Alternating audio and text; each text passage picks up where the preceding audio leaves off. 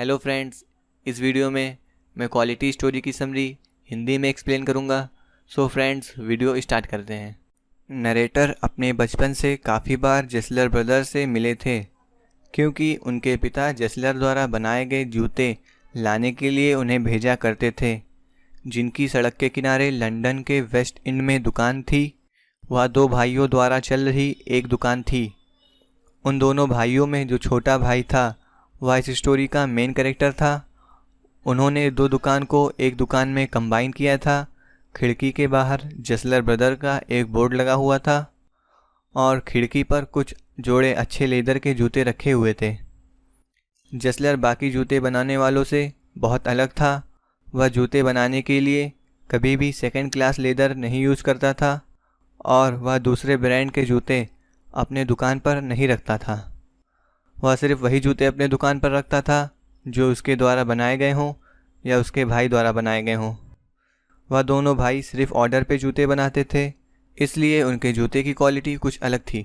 जेस्लर कभी भी क्वालिटी के साथ कॉम्प्रोमाइज़ नहीं करते थे।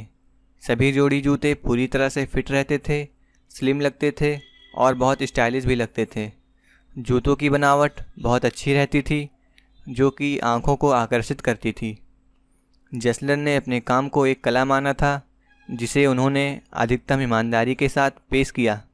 इसलिए जेस्लर ब्रदर के दुकान पर शॉपिंग करना कुछ अलग था। यदि एक बार जेस्लर को जूते का ऑर्डर मिल जाता है तो वह लंबे समय तक मॉडल का मेज़रमेंट करते हैं और फिर उसका ड्राइंग बनाते हैं। अगर ड्राइंग गलत हो जाए तो उसे रीड्रॉ भी करते हैं।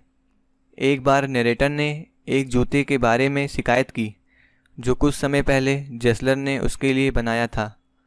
जेस्लर नरेटर से कहते हैं कि तुम जूते को लेकर केयरलेस भी हो सकते हो और शायद जूते को पानी में भिगा दिया हो। पर उन्होंने जूते वापस लाने का सुझाव दिया और पैसे वापस लौटाने के लिए भी तैयार हो गए। नरेटर लगभग 1 साल तक विदेश में रहे और अपनी वापसी पर जेस्लर ब्रदर के पास गए।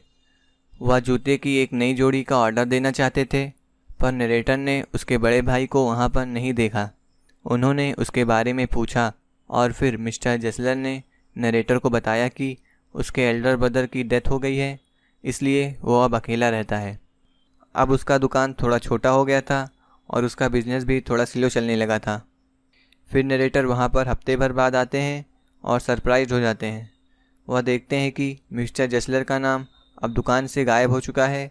उसकी दुकान अब एक इंग्लिशमैन ने ले लिया है। वह देख ही रहे थे कि जो दुकान पहले जेस्लर्स की थी अब एक इंग्लिशमैन ने ले लिया था। फिर इंग्लिशमैन नरेटर का वेलकम करता है और उससे एक अच्छे व्यक्ति की तरह बात करता है। नरेटर को उससे यह पता चलता है कि मिस्टर जेस्लर का डेथ भूखमरी से हुआ है। फिर नरेटर कहते हैं कि वे बहुत ही सही थे और ट्रेडिशनल थे। उन्होंने अपने टाइम पर हार्ड कंपटीशन को फेस किया था। सो फ्रेंड्स, अगर वीडियो आपको पसंद आई हो तो please like, share and subscribe.